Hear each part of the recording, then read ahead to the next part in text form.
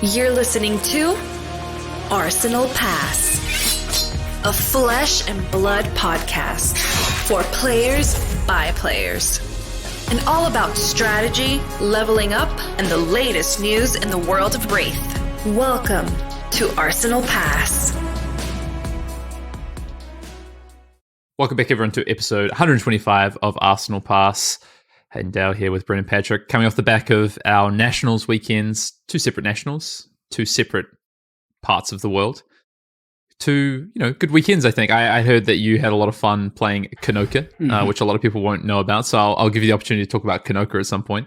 But yeah, I mean, I haven't really talked to you, Brendan, so I guess first of all, before we I know we're going to recap our Nationals on this week's pod, we're going to talk a bit about the kind of meta coming off the back of Nationals week 1, the outlook for the next 2 weeks. Obviously, some really interesting things happened over this weekend. We have a living legend for a hero. Thank God. But I guess RIP. For a weapon, some will say, regardless of the hero. But I guess first of all, I'd love to hear, I just, haven't heard anything about your weekend so far. So how did you enjoy your travels, your trip? And then we can talk tournaments later on, but just kind of overall your trip itself. Yeah, so it was pretty good. I had a great time. It's always a blast going out to these events. It was really interesting this time because in Vegas, we were all at the same hotel. So you can imagine how rambunctious that place got. But overall, it was a relatively chill weekend for me. I played Kano'd in the tournament. I started out pretty strong. I went 2-0. And then, Hayden, you actually didn't know this about the Kano'd deck. And by the way, the Kano'd deck is coming soon because, obviously it's related. My Kano'd deck had 3 Fandal Fighting Spirit, 3 Wounded Bull, and that was only for Icelander. And basically because, Icelander's obviously a bad matchup, so you just play the same game plan they do, and then they leak life, and you just combo them via pitch stack. And it's pretty good. It's pretty consistent, to be honest. But you suffer from the same issue that the Icelander Bowlanders do in the mirror anyway, which is if you don't draw your reds and your blues to do the attack action, and you end up just drawing them all at the same time, it's pretty much a death sentence. So yeah, I was 2-0, and then I lost that match, and then I lost to a Briar. Fucking Wolfpack brought Briar with literally all the AB spell void in too. Bro, it was like, of course, it was insane. It was insane. They were all on it. So I played one of the Wolfpack and lost that match. I mean, honestly, it's fine to deal with. My opponent didn't have spell void, just had high AB, but did CMH me on turn 0, so that really limits the amount of life pull you have to work with starting at 30. So I lost that one. Then when I went to Monarch drafted a pretty good Levia deck, to be honest. And I won the first one. And I went to the second match, and I got to a board state. My opponent prismatic me. This is my second match. My opponent prismatic me pretty early, so I had to go off a lot sooner than I wanted to. We got to a point where my opponent was at 6 life, no cards in hand, no cards in deck. And I have a Dread Screamer that I've pitched. I have 4 cards in graveyard. 1 is a 6. And I missed it that time. I did a Blood Tet. So that was great. And Mansant was standing right there, funny enough, and he goes, ooh. Yeah, he just felt for me in that moment. And I was X3 at that point, so I went into my last match, and I kind of just threw for content. My opponent did have Spillblood and Gallantry, which is quite good. But I had a 19 damage Levia turn, and I was just like, go to 1, no blocks. And he goes, Beacon of Victory. Which I'd actually see. I know. You're probably like, holy shit, what is this Bolton deck? But I had... You saw it in the draft, though. I had passed it in the draft. So I kind of threw on that one. I was going to drop anyway, and... I actually ended up not playing the calling. I went out with my girlfriend, so we kind of just did Vegas stuff and just hung out. Nice. We played fun stuff like Kano'd, Dan, or what we like to call Can, which is it's like a shared deck Kano game, which is pretty fun because you can Kano in response to your opponent, like stacking cards, etc. Yeah. Overall, good weekend. Hayden, how about yourself?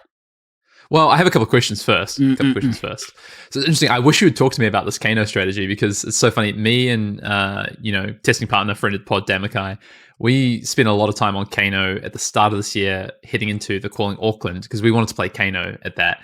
So we played the Icelander matchup. I don't think I'm exaggerating when I say I think we played about 60 to 70 games of Kano versus Icelander, and we tried every strategy under the sun, including the attack action strategy, which we thought was...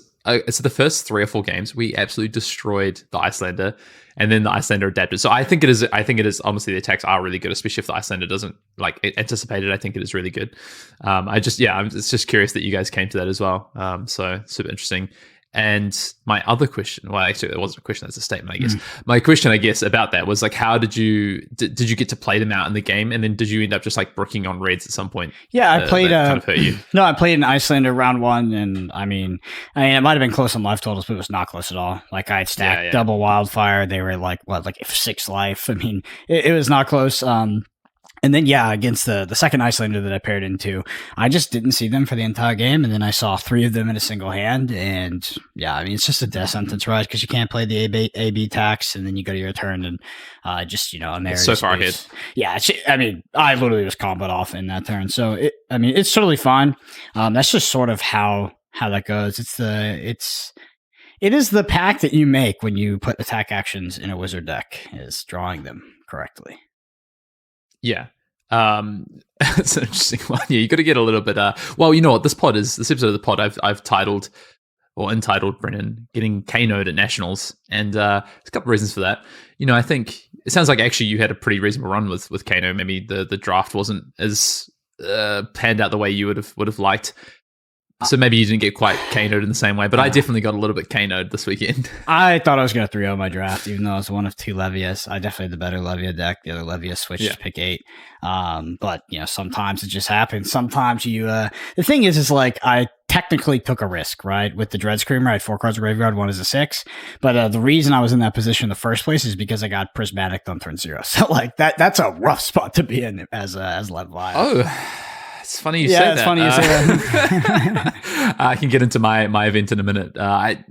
Vegas overall, I mean, I'd heard a lot of good things about US Nationals and the calling. Las Vegas, that Vegas I'd heard that people say this is the best calling they've experienced in the US so far. We're now almost a dozen callings in, I think, in the US, or 10 or so callings. So that's a big sort of statement. What was your takeaway? You've been to a lot of Flesh and Blood events. So the venue was amazing. I mean, like, we were all in the same hotel room at the Westgate, and it was probably a 2-minute walk inside. So it was fantastic. It was actually pretty nice in terms of like how Vegas venues go. Like, it was carpeted. I mean, this is a big step up for Vegas. And overall, everything went pretty smoothly, to be honest. Flesh and Blood tournaments are just at that stage at this point where they tend to go pretty smoothly, especially when SEG runs them. I do hope, though, and I know that a lot of people that I spoke to feel the same way. I do hope that they maybe move away from Vegas as a premier location. I don't know. It's just, to be honest, like, I think Vegas is novel and cool, but I just don't really like it. Like, the flights are insanely expensive. The food's insanely expensive. If you have to Uber anywhere, you're basically impoverished after a certain point. And it sort of lost its appeal, I think. It's like, it used to be really convenient. Now it's just insanely inconvenient. And I hope that, like, maybe we go to a less, just for price sensitive reasons, like a less crazy area, maybe somewhere more central. But, overall Vegas it's a fine location. I think in terms of venue and actual, like, calling logistics, how it was ran, etc., they knocked it out of the park. I just hope that, they aren't sitting in the LSS sort of board meetings, go like, let's give them Las Vegas baby. Let's give them Las Vegas. I was like, I'm hoping we're going somewhere, even somewhere California, Washington, something like that'd be great. Yeah. I mean, I've only been to Vegas once. Had fun. It's a cool city, but I don't know if I want to continually be going there once or twice a year for Flesh and Blood events. I mean, obviously being outside the US is a little bit different for me, but I saw some of your friends there. I saw this little show. I think it's called Thunder Down Under. I saw some. Unfortunately, they did ask me to be involved, but just life is too busy right now, so had to pass up on that one. It's good. Glad that you went, though, and you enjoyed the show. Yeah, for sure. I got a lot of attention because I went solo, I was about to say, it was weird that you didn't take anyone with you. You just went by yourself. You know how it is. Well, I guess any other kind of shout outs you want to make? Who did you spend time with over the weekend? Who did you kind of hang out with at the event? Honestly, mostly like Majin, who we've recently on the pod, and Peter Budensek, who sort of helped me with the Kano deck. Outside of that, of course, it's the Wolfpack, Zach and his little crew of Arcane Barrier Gremlins. I hung out with them. They had a pretty good performance on the weekend, to be honest. They put people in the top 8 of the calling, almost puts them in the finals of the calling. They had 2 in top 8 of the Pro Tour. But, when your team is 80 people large, it's like you're just playing the numbers at that point, and that's Vegas. Beat me to the punchline. No, we love it. Shout out to Matt Coles. I know that I think he's part of the Wolfpack, right? But Yeah. there was Nick, who's a good friend of mine, him and like Tarek and some others did like a bit of a fantasy draft for top 8 nationals. I was like, oh man, someone should have snapped up Matt Cole's way higher. He's been on some good runs lately. Yeah, I think, he's also a world champion in other card games. in another game, Star Wars LCG. I think he won the world champion with Zach Bunn. So that maybe that game was not as competitive. Wow. He carried as well. He doesn't. We love you, Zach. Oh my god. Okay. Brendan's like, all right, not too much. All right, I'll talk about my event a little bit. I've had an interesting couple of days, like post my event. I think I managed to make top 4 at nationals here in Australia. Again, venue wise, we had a great venue for our nationals. I think the best venue we've had of the 3 nationals we've had so far, which was super exciting. Finally, to have a great venue. Not that we haven't had bad ones in the past, but last year was maybe not the ideal experience, I think, with nationals here in Australia. Anyone who is listening from Australia and was there would probably know that. But this year, the event ran super smoothly. The venue was great. It was in a kind of like an older town hall, but had lots of space in it.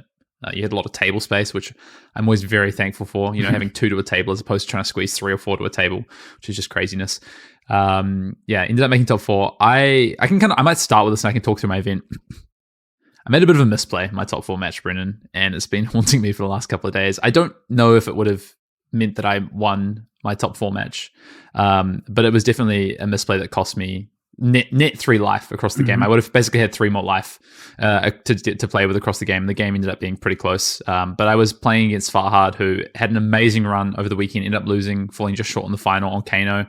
We'll talk a little bit more about Kano'd in the pod and the kind of success that Kano'd's had this weekend, and egg on my face, Brendan, maybe a little bit.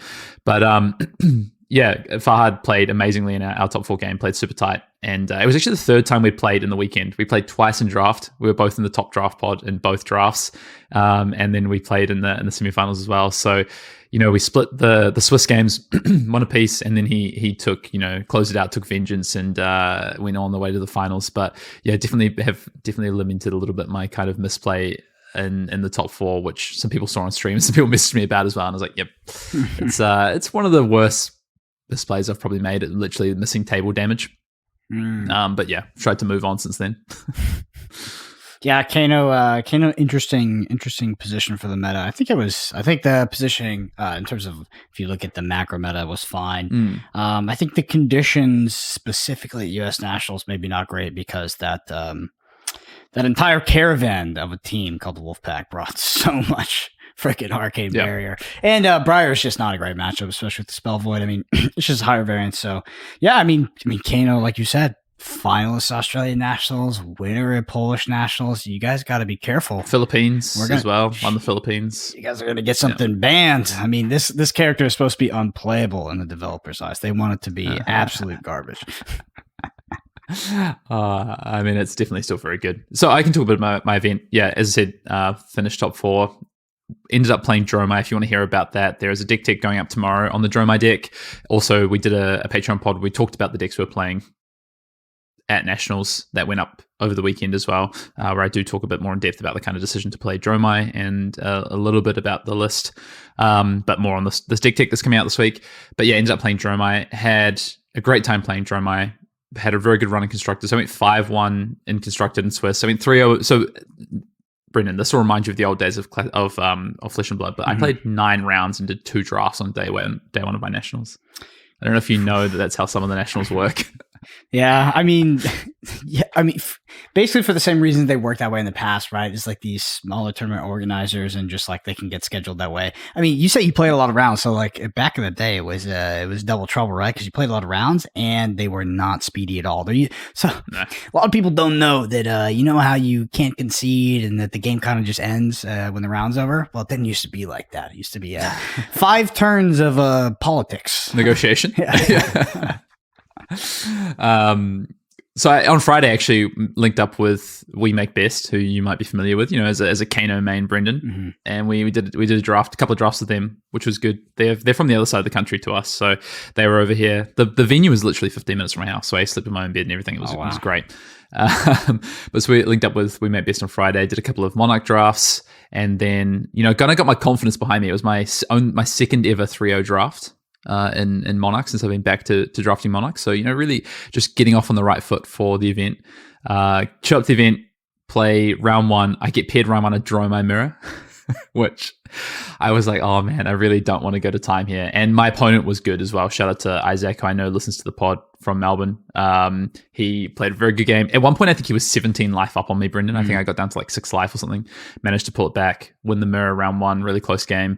Played a Lexi, played a Briar in the first 2 rounds of Constructed, won those both. Went into the first draft at 3-0.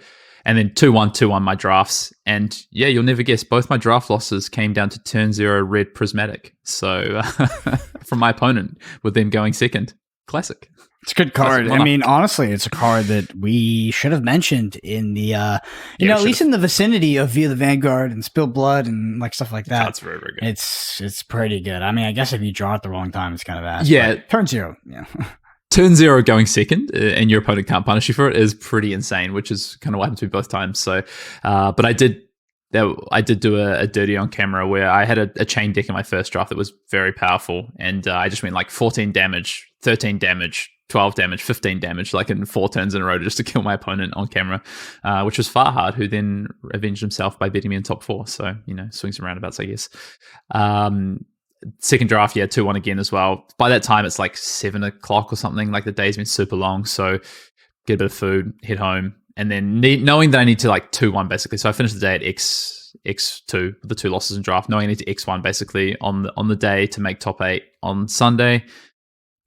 So I'm looking at the bracket, right? I get home, look at the bracket, and there's like, I think there's like 8 people I could play in my bracket. And I'm like, Dromai. So there was like, I think there's like 6 Dromai in the top 12 after day 1. So I was like, okay, mirror, please give me the mirror. There's like Dromai, Dash, Icelander, Dromai, like all these things. And then it's like 1 Fi. And I was like, all right, I just need to dodge this 1 Fi. Brendan, what do I pair into round 1 on day 2? Yeah. Of course I had the 5.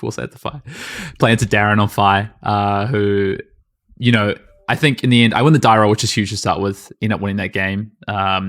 Just kind of, die roll plus some draws and I think some tight play got me there. And then I get paired into eventual Nationals winner Sam Sutherland on Dash, who beats me. And then I have like a win in the last round and another Draw My Mirror, which I end up getting there on and making top 8. And then I have an hour and 40-minute top 8 match in a Draw My Mirror. Yeah, I've had the pleasure of casting one of those. They're just a delight. I felt pretty good. I think the tough thing for my opponent was I think I was ahead most of the game, and my opponent kind of had to navigate. My opponent, Zach, had to kind of navigate trying to get back into the game a little bit, and he was able to put some good damage on the table, but just wasn't able to kind of really claw back my Ash advantage. He was able to at one point and then kind of fell behind again. So there was a lot of like kind of play on his behalf trying to get back into the game. And yeah, I mean, when you're in an untimed situation, I think, in a Dromai Mirror, there's so many turns and so many interactions. I think when you're playing it in a Swiss situation, you're just like pumping through and trying to make sure you get through the game. And in this situation, obviously a little bit more time's taken. So it ended up being like an hour and 40 game and then went into the top 4 pretty fatigued. Not an excuse for making a mistake, made a bad mistake in top 4. Don't know if Farhad was playing so well, as I say, I don't know if that would have, won me the game in the end, but definitely felt a little bit bad about potentially punting my top 4. But yeah, then shout out to Farhad and Sam who made the finals in Australia. Sam, by the way, Sam Sutherland, if people don't know who Sam Sutherland is, he's the like Dash connoisseur main. His run this year has been insane. He won the Calling Auckland to start the year. He then top 8'd in Singapore, and now he's just won Australian National as well. He's had an amazing start to the year run-wise. So I know he didn't quite put up the result in Baltimore that he did go to, but watch out for that guy. He's had a great start to the year. Freaking Dash, that's my Nationals, Brendan. What's going on? We even talked about it. We even talked about it last week. We were like, why does Dash just like randomly win events? I just don't understand. I actually don't understand. It's not random though. It's like, it's this deck that can do everything, right? So I think people who are so experienced in just the highest level of player can just navigate, almost any matchup. Like this is something I haven't seen before. We played in Swiss. He beat me in Swiss. I was like super far ahead in this game, and I think he identified the way he was going to win this game was like this, just a crazy high octane turn. He kind of landed purifiers through the game to kind of keep on par, and then he has this turn where he does basically nothing. He sparks for a Teklo core, and then cracks his boots, sparks for another Teklo core, sets up a high octane in his arsenal, which just passes the turn back, gives me 5 cards. Ultimately, I couldn't really punish him with the 5 cards, which kind of sucked. But then he just goes on the next turn and deals me like 36 damage or something with like a double tick, low core, high octane turn. Just, with double purify, just goes nuts on the turn. So like, I was like, wow, that was such a heads up play. I think only someone who's super experienced in Dash would be able to take that kind of line and commit to such a big turn, knowing that the opponent could punish them. If this doesn't come off, the game could be over. Yeah, I never would have thought Dash would have been one of those decks back in the day. It was just it was the cookie cutter deck of the people, and nowadays it's just this deck that, you know, it rarely top eights, but it just wins tournaments. I mean, that's what I'm saying. It's like maybe it's not randomly, but it looks statistically like just weird, you know, just taking down. Yeah, but the conversion it has is often very good, you know, in the hands of these players. So I know I kind of refuted last week a little bit about specialists, but obviously people have proved me wrong this week. We've seen a lot of, you know, specialists or, you know, I guess decks that a little bit outlying win events. Anyway, Brendan, I thought something fun on the pod. This gold foil from the weekend, top 4 gold foil. Giving it away to the person with the most upvotes in the comments. No, we're not. We're definitely not doing that. Well, if it's ass, what if it's really bad? Wow. Yeah. You know, what's the frost chest? Heart of Ice. All right, I'm going to open this on the pod. We're going to open this now. Brendan, any predictions? What do you reckon's in the gold foil? If you're an audio listener, don't worry. I'll give you play-by-play as we open this top 4 Nationals gold foil. What do you reckon? All right, so what else was open from top 8? Yes. So I saw a Black Tech Whisperers opened, and I don't know if anyone else opened theirs, actually. No, wait. So I think Sam opened his. I will find that for you while I'm. It's fine. I'm starting to open. I'm still just gonna guess. I'm gonna guess Redback Shroud just to make you happy. Redback Shroud. Oh, he got Quiver. Okay. So, he sent me a message that said Quiver with a sad face. So I didn't even know that could be a gold foil. Yeah, it's a legendary, right? So they're all the new ones. All right, let's see what we got. That is a bad one. I saw someone open Carrion Husk in Brazil. Okay, that's cool. Decent. So what did you say? I said Redback Shroud. This is so funny. This is so different from back in the day. It was all hits. You know, you could maybe get like something kind of like medium, but nowadays there's some big whiffs. Do you remember Dante was sad that he opened Storm Striders? Yeah, I almost slapped him. It was crazy. And then he opened the Carrion Husk and he was also sad, which was, I guess that one makes more sense in context. But damn, Storm Strider is like one of the best gold foils. All right, I'm going to open this in front of the camera so we can see they got these little labels that like say null and void once you open them. There you go. Take that off. It is now void. Here. You open it facing us? No, turn it. Yeah. Turn it to me so I can get my reaction first. Yeah, I get my reaction first. Or can you see the camera? Right. Fuck. Just close your eyes. See it? Yeah, close your eyes. Okay, I'll close my eyes. All right, keep going. Pull it. Oh, it's pretty fucking good. Oh, you're lucky. You're lucky. Ooh, Skullbone Cross. You got an Arcane Rising. That's good, dude. That's really good. That is really good. I know that it's not super played because of New Horizons and stuff, but getting an OG one is really good compared to some of like the new really niche ones. That is a good hit. There we go, Skullbone Crosswrap. I mean, I'm a big fan of Skullbone Crosswrap, so there we go. Nice. All right, take that. You have to play it like I played mine. My Kano'd deck has a few gold foils. You just have to put it in normal sleeve. Maybe triple sleeve it, but no slab. Didn't you open a Braveforge Braces? I did. I traded it for Storm Striders. Fair enough. Yeah. All right. I mean, we're going to talk about meta and stuff soon. We want to get into some news. Anything else to say kind of on your Nationals experience? No, I think that the narrative at US Nationals was pretty cool. We can get into that. But just, from the top, we had a somewhat rogue deck win the tournament, which is crazy. And then we also had 2 Zoomers in the top 8. And I think they're self-identified Zoomers. So I can say that. In the form of Evan and Lucas Oswald, which is crazy. It's freaking crazy that obviously they don't think they're kids, but these young guys are doing so well now. 2 into the top 8. It was just, I remember people always talking about it, and Evan said that to me himself. He's like, yeah, dude, the Zoomers are crushing it. I don't think I know Evan. I know Lucas. We've had him on. Met Evan. That's what's funny. Funny story. Okay. I'm sorry to interrupt, but funny story about Evan. You've met Evan because Evan definitely walked up to us and was around us at US Nationals #1. And I was talking to him. I was like, did Evan like lose a bunch of weight or something? Because he just looked way different. And they're like, no, dude, I think he just grew up. And I was like, oh, and that's absolutely what happened. He just got older. Yeah. Makes sense. Well, congratulations to Evan then, turning in that run. I don't really have anything else to say about my nationals. I had a really good weekend. Just a quick shout out to those that helped me prepare. Nick and Dan in particular. Nick for working on the deck together and with his other counterparts he's been sort of working with, and then Dan for being a great testing partner again. Dan also top-aided New Zealand Nationals, so shout out to Dan for his run there. Who won New Zealand Nationals? Icelander won. I don't know who won, but Icelander won. Okay. I was definitely, Dan. I know Dan didn't for a win. name. Shout out Oliver, to the New Zealand national champion. Oliver, yeah. Shout out to all of our national champions. Let's get into the news. First of all, shout out to all of our national champions who have newly been crowned this weekend. I don't think we've had another 2-time national champion just yet, or 3-time national champion, as I think Tarek might be the only person who's live to do that still.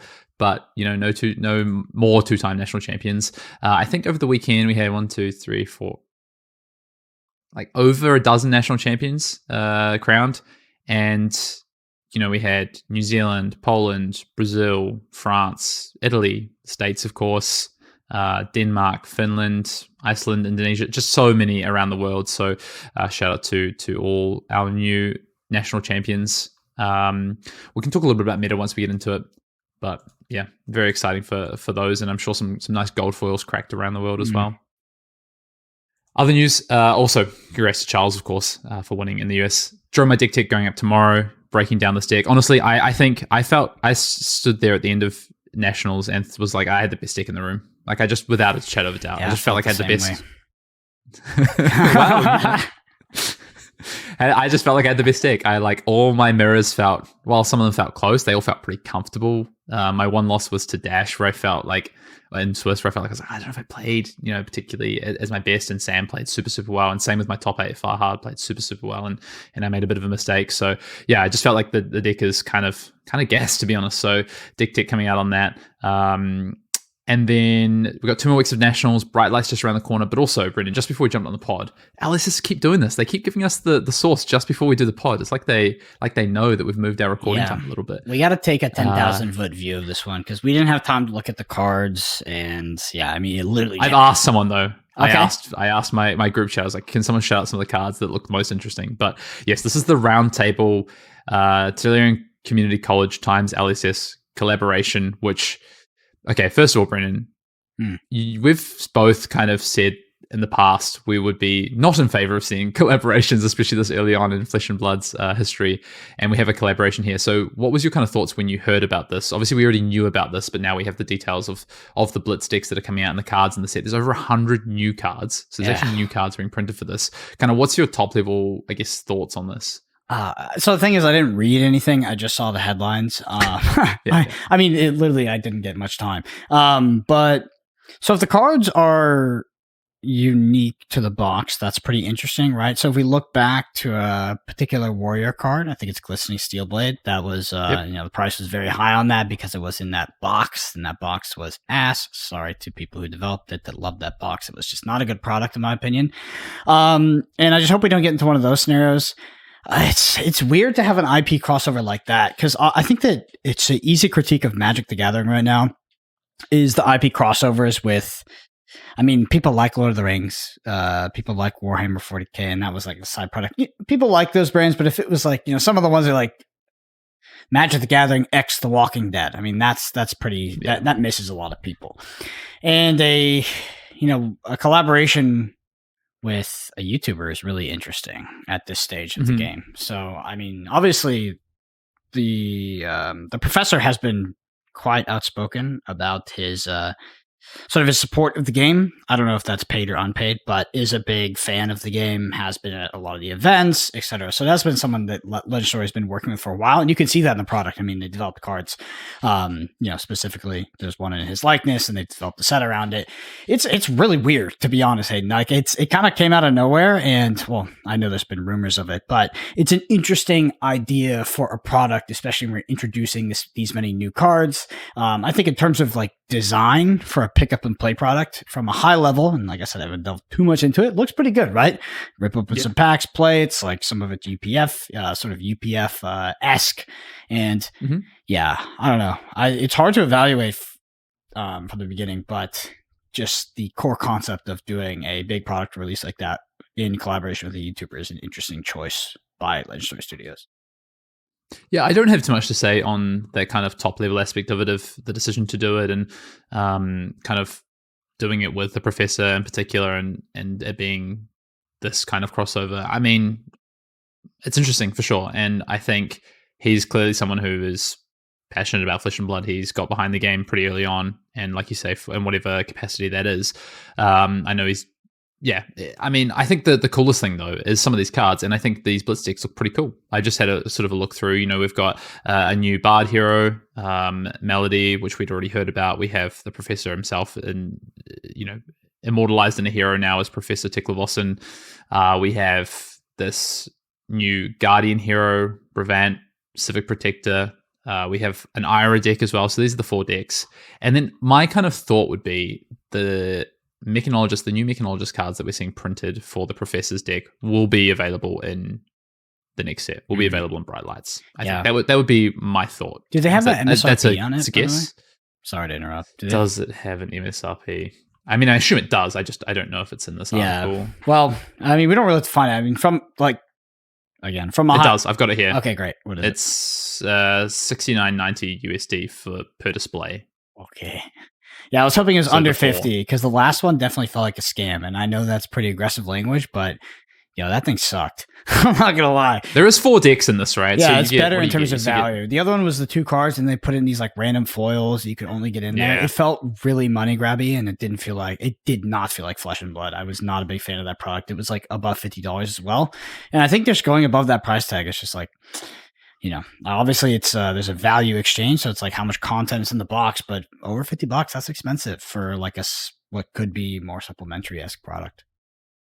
I mean, I guess the focus of this one really is UPF, so this isn't necessarily for, I think the kind of downfall with, you talked about the Listening Steel Lane. What were they even? No, but what was the product even called? What the pseudo dual decks? Yeah, I keep calling it dual decks, but battles. Classic Battles. I think that is a new player product, right? So it needed a new player price. Yeah, welcome to the game. New player. $50+, and it's like no, yeah. It's just like that's the thing. Is like you have this. There's a balance, right? Where you create a new player product, but then you make the price prohibitive, and it's like, okay, what's going on here?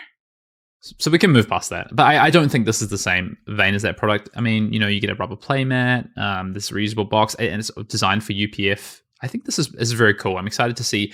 We've talked about needing grassroots products for tabletop play, for casual play, and this could be one of the first of these products that could really help drive that. So I think my one concern will always be printing cards that are legal for Classic Constructed in these products that then people who are competitive players feel like they need to get, and potentially sell out products or take product away from the players who are playing the primary use of this, which is UPF. But obviously that's part of a tactic to make sure that the product width, and the sales can be driven there. So is what it is. Anyway, my thought is that we'll see some of these cards reprinted immediately in Bright Lights. These Mechanologist cards.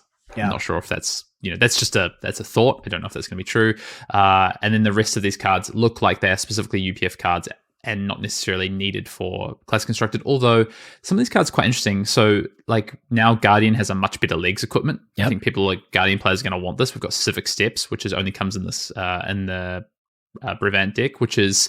It's a temper, 2 defense temper, and it says when this defense, create a quicken token under another hero's control. So it has obviously a bit of a downside in 1v1, but in some matchups, it's like, okay, I don't care about the quicken token, and I've got a temper too. So that looks like a potential upgrade for Guardian in Class Constructor, for instance. Or Blitz, outside of UPF. I think it is. I think that card isn't like, I think that is not a potential upgrade. That is an upgrade and will probably go on a lot of sideboards. Because like you said, the Quicken token, it might look like you're, you have a negative to it, but often when you will be playing this card setting it in, it's not going to be much of a negative, if at all. So that card looks really good. I mean, if they print cards that are very powerful in Class Constructed, and if you must acquire them, and then they don't print them in the next set, they will have done this before and not learn from it, which would not be a good look. We'd have no confirmation on whether that will happen or not, but LSS should know from classic battles that printing cards that force players to buy a product that they do not want in order to acquire competitive cards is not healthy for the game. And if you're doing it on purpose, it's just like, it's disrespectful to your audience to an extent. Like $70 glistening steel blade, too much. Anyway, well, I mean, now you can get them much cheaper because the product is, yeah, anyway. There's a few other cards I think that are quite interesting as well. So Mask of Three Tails. This is the ninja hit equipment at rare that comes with the Ira deck.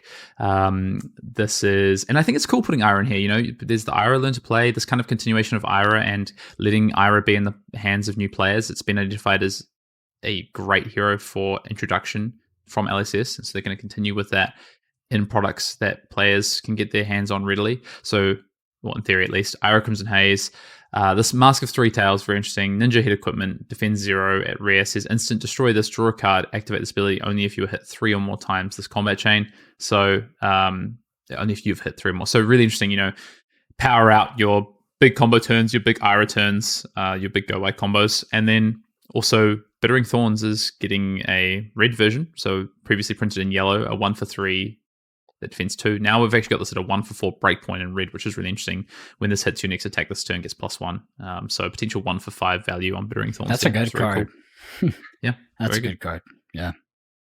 Yeah. Okay, well, we can kind of leave that. I mean, they're sure that you will digest cards over the next week and there'll be more to be said about this product, but it's very interesting. And look, regardless, I think it's exciting. I'm going to be interested to see how it plays out. I think it's an exciting product. I think driving more UPF, more multiplayer products and heroes specifically for that, so people can sit down and do some things that are a bit more interesting. I think they're not scared. LSS have shown they're not afraid to print width in these young heroes for formats like UPF, for Blitz, etc. Maybe taking a more of a cautious approach with the adult heroes. How many adult heroes will we see in Bright Lights? That is going to be a big question. Could it just be one hero? Could it be 2 heroes, for instance? That's going to be very interesting to see. Mm-hmm. Yeah. I think at this point, in terms of like evaluation, it's like, I don't know if it's good or bad. If it's good, like in terms of like, is it a good product or bad product? Are the cards good or bad? It's just too hard to say at this point because we just got the announcement. But if you're listening to this podcast and you're sitting there on YouTube, it's like, let us know in the YouTube comments. I'd actually love to hear people that have dove more into it and or have strong opinions. I'd love to hear them, to be honest. Yeah. Let us know what your thoughts are so far. Yeah, because I don't have any kind of community sentiment right now. My primary thoughts are this looks pretty good, but keen to hear what others think. As for the news, Brendan, you've got a Kano'd deck tech that's going to go up probably next week. Now at the stage, probably early next week, I think. Yeah, hopefully coming. It's keep an eye for that. It's coming. Command Cookout time, surely. Let's do it. If you want to get your questions in for the Command Cookout, you can do so by dropping them on our YouTube comments below. If you're on the YouTube version of this podcast, you can also email them to us at arsenalpassfab@gmail.com. You can tweet at us either to the official Arsenal Pass Twitter account or to myself or Brendan on Twitter. You can also drop them in the Discord if you are an Arsenal Pass Patreon and have access to our community Discord. Question this week does come from the Discord, Brendan. This is from Thagor, who says, here's one question. How do you handle it when you've had a bad streak? Like, let's say 3 big tournaments in a row where you had subpar performances compared to what you're used to or expect. Do you take a break? Do you try to train even more to fix things? How do you approach it?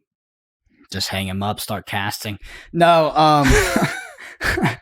yeah, so this goes back to a concept we've talked about for honestly years, and that's trust. Just like finding joy or finding fulfillment in the process rather than results. Easier said than done, right? It's hard to put in a lot of time and maybe not get there.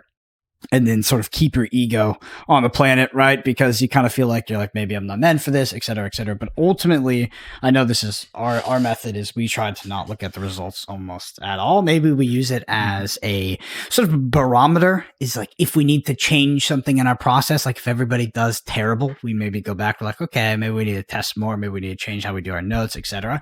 But ultimately, we really focus on the process side of it and find joy in that. I find fulfillment in developing the team, developing sort of the data, the sheets, the integrity of the data, making sure we're playing all of our matchups, get our game plan solid, et cetera, et cetera. If we feel like if we hone in that process enough and we really dedicate ourselves to be masters of the process rather than, trying to reach some result or some or something like that, then ultimately that will just lead to success. Like this is sort of the these are the ingredients and this is the equation for success. So if we just follow this, then ultimately we'll get there. And that gets us to the point where we try not to look too much at the results, even the positive ones, right? So the short answer is to trust the process or sort of find fulfillment in the process itself. I think that's a great way to look at it, honestly, and I think that has worked for us in particular. I think that will work for some people. That might not work for everyone. I think the first thing to really do is step back and just assess, like, what are my goals here? What do I want to get out of my time playing Flesh and Blood? And if it is to have competitive success, regular or consistent competitive success, and you feel like those goals aren't being met, even if you are maybe enjoying the process and feel like, you're having a lot of fun still playing it, maybe you're not as well. That could be another thing. I think it really is about, first of all, stepping back and being like, what are my goals here? And then the next piece is like to step back again and say, like, am I enjoying this? Am I enjoying the process? Am I enjoying what I'm doing? Because, Thagor asks, do you take a break? And the answer is potentially, right? Like, if you feel like you're not hitting your goals and it's not enjoyable to you, and maybe you are even hitting your goals and it's still not enjoyable to you, then the option for taking a break from either the way that you are playing Flesh and Blood currently, so maybe it's taking a step back and not testing as much, and it's enjoying locals more and your armories more, and kind of less focus on the competitive side, or it's just taking a bit of a break, taking a couple of week break, and I'll wait till Bright Lights releases now and I'll just take a bit of a break, for instance. That could be the answer. But I think ultimately that comes back to, like, what is your goal? And I think no matter what your goal is, if you come back to the process, like Brendan says, you can kind of approach it in different ways. So let's say a couple of bad runs, maybe nationals didn't go your way, maybe you were at Baltimore, for instance, or you were at a calling previously, it didn't go your way. There's still more events to come. There's more events to come this year that you can play. There's a ProQuest season coming up at minimum, which I'm sure almost everyone who listens to the pod who is competitive minded would have some access to play. Plus, there's Worlds who some people at least will be going to, and there's some callings and Battle Hardens as well that some people will have access to be able to go and play. And if those are things that you still want to go play and strive to do well at, then I think it is kind of a bit more about what Brendan says. It's time to reevaluate the process a little bit, reflect on the results. Did you just get a little bit unlucky, and be really critical, I think, of yourself as well, and really try and be as honest with yourself as possible. Did the results not go my way because, on the day, my pairings were a little bit bad. I kind of maybe got a little bit unlucky. I made a couple of misplays here and there. Or is it a case of, like, just the process overall? I showed up with the wrong deck. I showed up with the wrong list. My preparation wasn't right. I wasn't ready for these matchups. My draft went terribly because I had the wrong approach to looking at this draft format. And if that's the case, then I think it's, as Brendan says, go back and really look at the process and try and fundamentally understand some of the things that could be improved on. But it's such a tough question, right? Yeah, you got to take it as a holistic experience, I think. Like, you need to find out what value do you actually derive from Flesh and Blood? Like, if it's a specific position, a specific tournament, I think you will ultimately, like, always set yourself up for failure. But if you look at it more holistically and you look at the trip, the people, the competing part, etc., and you try to bring that in as one sort of experience that you can take away and sort of have as a memory for the rest of your life, then you can always find positivity in that. And I've been at this point. We sit on the podcast, we say trust the process. There was a point when I was playing a lot of Flesh and Blood back in the early days. Mm-hmm. I would win, I felt nothing. I would lose, the voices came back. Like, it was bad, but you just have to get to a point where you mature as a player and a person. And I'm not saying that we're there yet, to where you need to sort of zoom out on the experience, because that is, like, the biggest pitfall of these card games. It's like, you're ultimately playing a game that a lot of the fun in it is actually hinged on the variance aspect. And then you want to attach this sort of very quantitative specific goal, which is like, I want to be first place, or I want to be top 8. It's like, it's sort of an oxymoron, right? Like, obviously it's controlled variance and you see good players perform consistently. But if you just think about that base fundamental concept that you're sort of putting yourself into, it's like, that doesn't really make any sense, right? It's like, and you're going to run into situations where you get a little bit unlucky, or maybe you didn't get unlucky, but you're still not good enough at the game to actually perceive where you made mistakes. And it's like, those are feel bad moments. So it's like, focus on the process, try to understand what about Flesh and Blood is actually bringing joy to your life, and just zoom out a bit. It's like, honestly, if it is a numbers thing, if you just go to one tournament and you get dominated, like a lot of card games are, they are numbers. Like, you have to, it's just not going to go your way every single time. Yeah, I think Michael Fing has, like, a pretty interesting view on this, because I know between him and Brody, probably two of the players who've been to the most events around the world, I think. And, not every event has gone Michael's way. And he talked about this in kind of the lead up to Pro Tour, kind of enjoying the game, but maybe not being able to play as much as he wanted to, and maybe not having the results even in the process that he wanted to, but still sticking to that process, still, enjoying his flesh and blood and just taking it a game at a time, taking an event at a time. And I think that is like such a nice outlook to have on the game. You might go to a lot of events and some of them might come off and some of them might not, but having the kind of same attitude no matter the event and no matter the kind of the time, I think is a good way to approach it. Yeah, the people who get really upset at tournaments, they never last, to be honest. Like, I don't think you can take that mentality and send it over, 2, 3, 4, 5, even 10 years of a quote unquote career or even a hobby, right? Like, you just have to you'll burn out. You have to find a way to draw positivity out of it. And for me, I just kind of I kind of try to zoom out and look at the whole experience. Because, it's just not always going to go your way. But like Hayden said, definitely be critical of yourself. Not too critical. I know all this is about not being too critical because that can get degenerate. But the biggest pitfall, 100% the biggest pitfall, is that you blame everything on external factors rather than reevaluating your own process and your own play. And at some points, that's going to happen because you will actually not be good enough and not know enough about the game to appreciate where you've made mistakes. But if you stay humble, eventually you will get there and your friends will tell you like, oh, hey, you missed three damage here. And you're like, oh, shit. Yeah, being critical, I guess I would say being honest with yourself, right, about a process, an event, or whatever is reflecting. It's like super confronting. It's like not the easiest thing to do. 1000%. I feel like I slipped in that 3 damage one, and you didn't pick up on it. Did you? Yeah. I just try to shut it out of my head.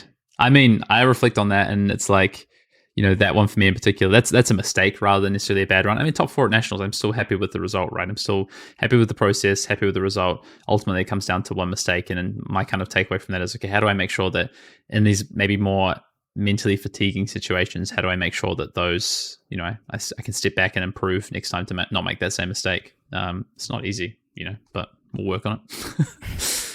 Anyway, thank you for the question. Great question. No easy one answer, but I think, taking a step back, as me and Brendan say, potentially a break is the right thing. Potentially just kind of doubling down might be the right thing for you as well. Maybe it's like this just gives you the motivation Quit the you job, need to get rid of the kids, divorce the wife, go deep. You're just not committing enough time. It's not that you're not good enough. You just need to commit more time. Well, you know what, Hayden? Now that we're 50 minutes into the pod, I think it might be a good time to talk about the main topic. Yeah. Wow, you really scared me with that one. Let's talk a little bit about. I mean, we've been talking. The main topic is Nationals. But let's talk a little bit about. Let's talk a little bit about Nationals from a, as Brendan would say, the 10,000-foot view. Let's take a look at Nationals week 1. Get that one, and talk about what's kind of been performing. And it's interesting when you look at the meta breakdown for Nationals because for US Nationals, I'm going to start with US Nationals. It really came back into kind of what we thought it would. The battle hardens in the lead up and these kind of regional metas, specifically state-based metas in the US, for instance, they looked a little skewed, right? And then you get to Nationals and what's the most played deck? Lexi. How much is the most played deck, guy? Quite a significant margin, right? Yep, that's what happens when there's an invite-based tournament. Honestly, I got to give a shout out to Mr. Tark Patel here because his meta evaluation was like pretty on par with what we saw. I think it was reasonable to expect, but yeah, I mean, Lexi, Icelander, Jermai, the top 3 decks that we expected, and close behind that, Briar. Hayden, I mean, I think the most interesting thing on the weekend, or at least for me, because I'm biased to US Nationals, was, I mean, there was a rogue Briar deck there. There was a deck that people really weren't expecting.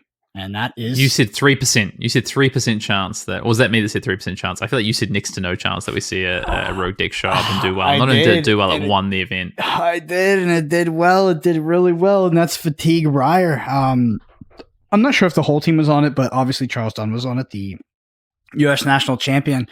And... yeah, it's a different take on Briar. I mean, it's abusing embodiment tokens. It was fatiguing out a lot of these Lexis.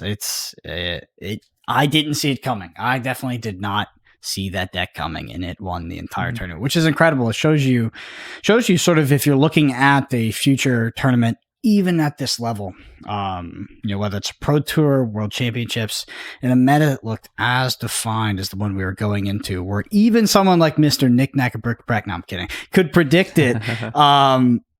There's still a player or a group of players that were able to sort of flip this on its head and bring a deck that people were not ready for.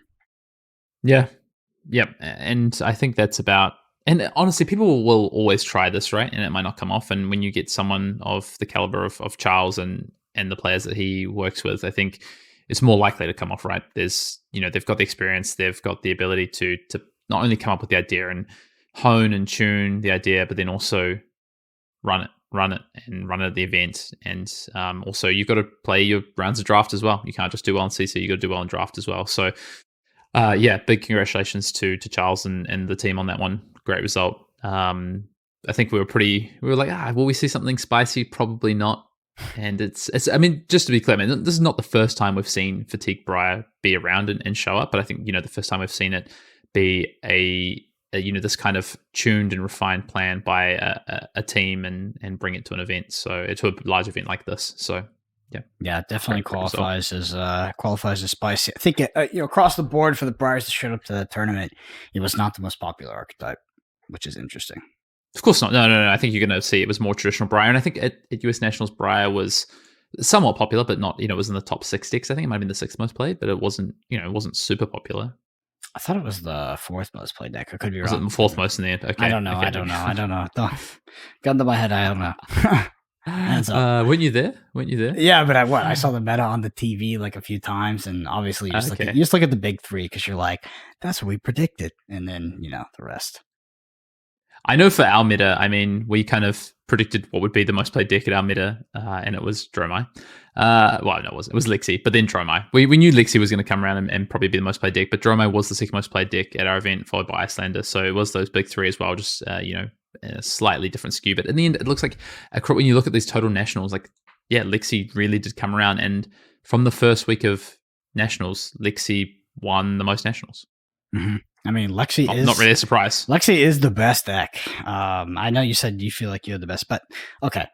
Outside of yes, I can quantify this if you like. Outside of anecdotally, like your personal opinion, I mean, just the numbers are very much in favor of Lexi being the strongest deck in the format. Hayden, Lexi is the best default deck. Like if I was to advise someone, this is the best deck for you, this is the best deck you should pick up and play, it is Lexi. It is, I think, for most players, it's going to be the best deck to pick up and take to nationals.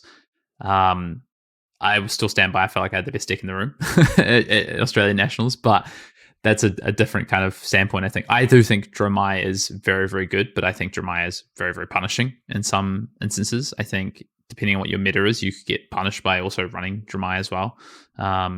And same with Icelander. I think Icelander are in a very good position as well. One of the best decks in the format, but same sort of thing, has this inherent power, but you can get punished. Yeah, was there any Icelanders in the top 8 of US Lucas Nationals? Oswald was an Icelander. That could have been another player. I was honestly surprised to see how well Icelander did, but I mean, I never said that Icelander was not good. It's just, it's not good for almost everybody that's hearing me say that right now, right? It's just these very few players that have sort of made their bad matchups okay matchups, and then they're able to play that deck. And we saw Lucas Oswald top 8 on Icelander, but yeah, I mean, Majin was doing pretty well on Icelander as well. I think just didn't do super well in the day 2 draft. And yeah, it's just a fundamentally powerful deck. But overall, even this, I think it did perform better than I expected it to, even though it didn't have like this insane performance. I have a point about, you talked about these players who have fixed their bad matchups to a degree. These are just good players. Like if a good player, they're just, I think, honestly, I think a little bit sometimes good players almost give themselves a little bit of a handicap by playing particular decks and going hard mode as opposed to just putting the reps in and like playing the better deck. And maybe even sometimes I fall into that camp, and that is what it is, right? And I'll own that one. But I think good players are always going to do well, and especially when they have decks that are consistent and they can harness the power, which is why I think good players will default to decks like Icelander. That's why I think Jeremiah is a good pick for solid players as well. But yeah, I was just going back to take a quick look at the meta breakdown just so I could understand. So I know Lexi had a really good conversion rate as well. It was 28% of day 1. Dromai was 15. Icelander was 18. So that can't be right. That's conversion rate. I was thinking that does not look right. So Lexi was most played, then Dromai, then Bravo, then Icelander, then Katsu, then Dash, then Levi, then Briar. So Briar was way down the chain. Talk to me about Katsu. Did you see much Katsu around at US Nationals? Like, I know this is a deck that's picked up in kind of popularity over the last few weeks again. was popular at Baltimore with the Polish team, kind of dropped off again, didn't see it as much through the next season, but then has come back up again through into this battle hardened into the national season. Actual zero. I saw zero. And I get around at these events. I'm definitely walking around, definitely talking to people. I saw zero Katsu. I just want to shout out our boy Bravo as well. Bravo did technically make the finals of the calling, which is a feat, but Bravo not so good. Technically. Well, I was just on to preface with a compliment before I say the deck is terrible. I just don't think the deck is super well positioned. And we saw that sort of it's weird. It's like, I always have this sort of philosophical conundrum. When you evaluate an event like a US Nationals, a Pro Tour Worlds, what do you give more credence to? The tournament that has the best players in it, which is objectively the main tournament of the weekend, or the calling, which is purely constructed, because the other tournament has these sort of oddball draft rounds, blitz rounds, those kind of things. And it's like, which one is a better litmus test of what the actual class constructed meta looks like? Which one has the higher integrity of the data? Because Bravo did not do well in US Nationals, but it made the finals of the calling, and that is a purely constructed tournament with a lot of people, something like 600, I believe. I think it's the amalgamation of all of these events. I think no single data point, like there's always, there's downsides, there's data points. Although I will say a lot of Canadians traveled to this US Nationals. There's a lot of good players who, maybe unfortunately didn't have their draft run on day one and decided to play calling on day two. I know some people dropped at X2 because they felt they only with one loss to give and maybe not the confidence in draft decided to play the calling instead. So still a lot of good players playing this calling. In terms of sort of just the meta as well, I gave the calling meta breakdown. In the Nationals, Briar was the 5th most played, but Lexi, Icelander, Jeremiah was still the same top 3, Bravo top 4. So the metas look pretty similar. Just Katsu was a lot less popular in Nationals, which makes sense, I think, with an invite-only event. I don't know. I think, look who won the calling, right?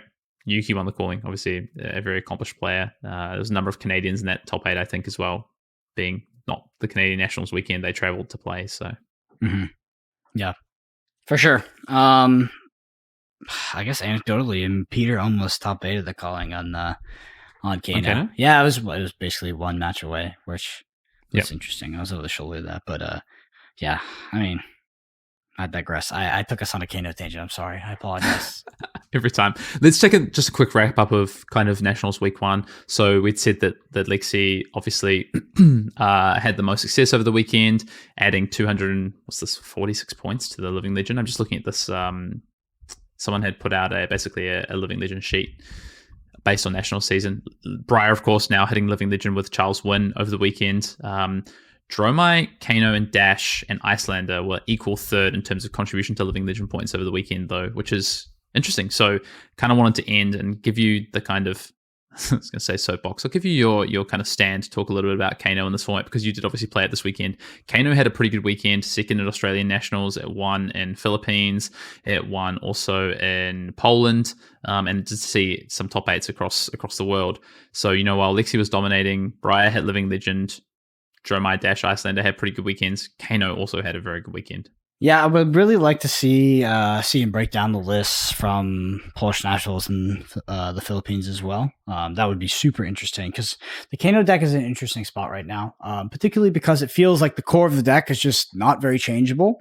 And I want to see where people can find creative expression with the deck and maybe bring it up to the next level, because Kano just has this inherent level of variance in terms of matchups, what your opponent brought, and just like in general, right? It's a combo deck. It's a combo deck with a lot of tutors that draws a lot of cards, but still it feels like sometimes it just doesn't go your way as Kano. And obviously that's heavily mitigated by more reps you have on the deck. But like, can Kano ever become a deck that consistently sees results from tournament to tournament in its card pool? That's why I want to kind of take a look at, aggregate all these deck lists and see if people have made any changes to the deck. Because I do think that your Lexi matchup was pretty good. Your My matchup was fine, ish. And then your Icelander matchup was bad, but like, honestly, I don't know. Most Icelanders are, I don't know. They can't win that matchup. I don't know what to say. Like that's just the thing. It's like most of the Icelanders you pair into are pretty, are easier matchups than not. I just think that Kano was in a fine position. It's like, the days of the past where it's like if you were taking Kano to a tournament, you were sort of inting on purpose or literally bringing a suboptimal deck because you thought it was cool. And that has only recently changed where it's like, okay, this is a legitimate deck. You can take it. And you're still probably not taking the best deck in the room. You're still probably making a decision to try to have more fun rather than not.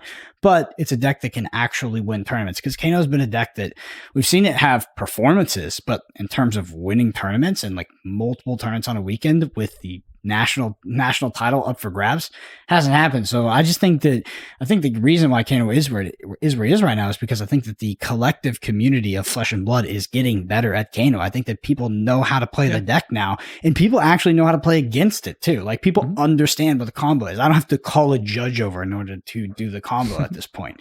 I mean, maybe now that, because in the past it was like I think 0.05% of players were putting cognitive effort towards developing Kano. And now that number is much, much, much higher. Like there are other players, other groups that are actually trying to develop this deck, and we've seen it just have more success. So who knows? I would love to see innovation on the Kano front. Yep. No, fair enough. I think, I said last week, I don't know why you would take Kano to an event. And not that I would go back on that. I mean, that was kind of, I guess, hyperbole a little bit. Like, I know why you'd take Kano to an event. I'm not saying it's just an out and out. Suave. Oh, that is, you really did just describe Farhad as well, so I'll let him know. But I think this weekend and this recent meta has shown that, the gap between the top decks, the tier 2 decks and the tier 3 decks is really closed. So taking a deck that you are super familiar with, you have really honed game plans, you have a really honed list on, regardless of maybe what tier that hero sits in, is a more reasonable decision than it has been in the past. In previous metas, if you weren't taking one of the top 3 decks, you were just setting yourself so far below. You were giving yourself such a disadvantage when you went into the event. I don't think that exists anymore. So people talk about specialists are being really rewarded. Yes, they are. But I think good players who put their effort into heroes that they're familiar with, or the hero they want to play, and really hone their game plans are getting rewarded, regardless if that's the hero that they always play or whether that's one of the ones that they're super familiar with, or it's a new hero that they've really put time into. I think some of us have been an example of that over the past week. So I just think that a lot more heroes are viable, a lot more game plans are viable than they have been previously, and that means it's a good time for people who want to play your Kanos, your Dories, your Dashes, your Briars, your Reinars of the world as well. Reinar picked up a Nationals win last week. Yeah. It's super interesting, Hayden, because I actually had a conversation. I was doing a bit of surveying on the week. And like you said, I agree with you. Most decks are playable at this point. The gap between tier 1 or tier 0 decks and other decks it's lower than it has been in the past, or it seems it is. In general, in terms of the actual representation of heroes that show up, even at invite-only events, it's pretty healthy. Top 8s is pretty healthy, etc. But I've a few people come up to me and complain about the state of Flesh and Blood. And I go, I would respond with that. I would respond with all of these other factors that look like they are flourishing in terms of an actual meta. You have diversity. You have your ability to play whatever deck you sort of want. The tier 1 deck, or the best deck, what looks to be Lexi, right? Quantitatively, statistically, Lexi. It's not that much the best deck. You don't have to play it. You can actually even play other aggro decks, other mid-range decks. So it's like, why do you not like the game, or why are you complaining about the game? And I don't know. I had a lot of different answers on it because it's a really interesting spot. Maybe I'll have to put it in the command and cookout section. But the answer I got most consistently was just the state of mid-range, right? People don't like the sort of mid-ranginess of the format, I think. And I think it's just a lot of people ending up on Lexi that don't want to be playing Lexi, where they think it's just we're playing mid-range variants. But yeah, I think if you looked at it from 10,000 feet, we'll say, Flesh and Blood class construction looks to be in the healthiest place it's ever been, in my opinion. But I will say, anecdotally, personally, I don't know. I think I had more. Is it nostalgia, or did we have more fun in the chain formats, the Starvo formats, Prism formats, Briar formats, etc.? I mean, technically, you could call this a Briar format because it won US Nationals. So, ponder that. If you have an answer to that question, or why you love the current format of Flesh and Blood, let us know in the YouTube comments. I'd love to hear, because I was having this conversation with a lot of people, because the people come up, they would complain, and I would point to a million reasons about why it's everything about this looks like we're in the best situation we've ever been. Yeah, I flip and flop. That'll be my answer. But I really enjoyed my time playing Drome in preparation for this Nationals. Excited to see where we go next. Draft I tell you what, I'm glad. I'll end on this. I'm glad I don't have to draft Monarch ever again. That's been episode 125 of Arsenal Pass with myself, Hayden Dale, Brendan Patrick. You can find us on Twitter at BrendanAPG over there. I'm at Fian_Dale, like the tunic, like my last name. You can find us on YouTube if you're listening on any audio platforms. And as Brendan says, one of the best things you can do for us if you like to support us is to go and leave us a review on Apple Podcasts or on Spotify. You can go to ratethispodcast.com/Arsenal Pass and follow the link to your preferred podcast platform and drop us a review. It helps us a lot, gets us out there. And we really appreciate it. Shout out to all the Arsenal Pass patrons. If you are looking for this Draw My Deck guide that's going to go up this week, the full deck tech, as always, will be free to you on YouTube. You can find all of the information, the reasons we played the cards, the full deck list, everything.